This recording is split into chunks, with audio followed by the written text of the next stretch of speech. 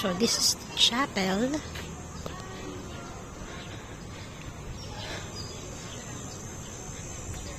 So hanapin natin si Rizal nang hindi ako nagtanong. Okay, so I assume na this is where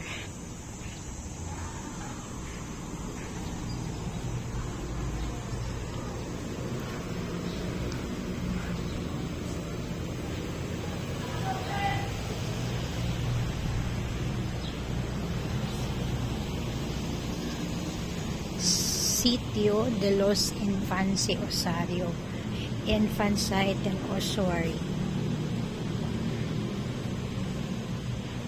Okay, so I assume dito nakalibing yung mga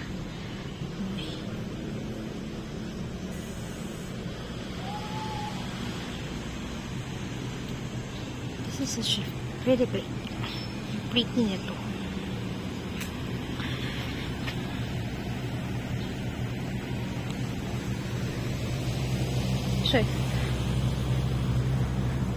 And this is another burial site ng mga tao din na Ginawang Park.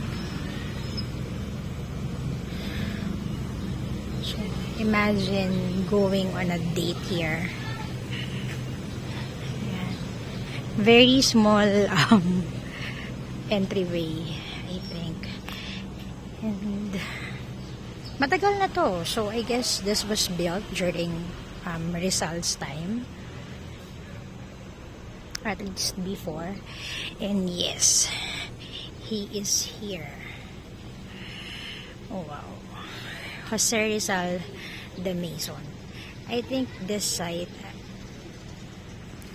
based dun sa yung mga Knights of Rizal, they go here tuwing I think every year, and then they try to recreate how Rizal was moved from Bagumbayan to here. And during the centennial of Rizal's death, what they did was to recreate his steps from Fort Santiago all the way to here kung saan siya nahimlay.